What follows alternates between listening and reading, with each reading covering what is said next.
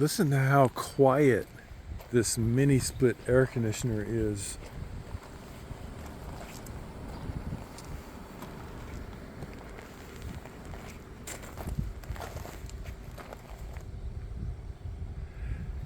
This is the world's first mini split air conditioner mounted on an RV with a door that swings open and close, so it's not stopping the door from opening and closing.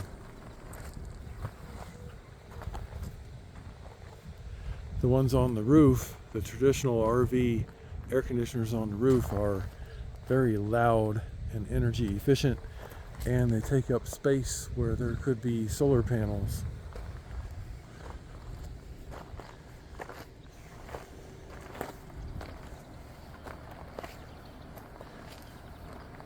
And it's even quieter inside if I put it on the low fan speed.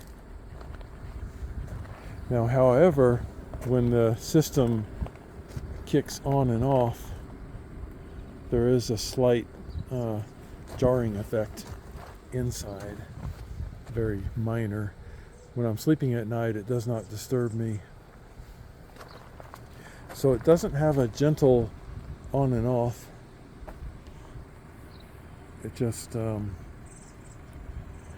is kind of abrupt.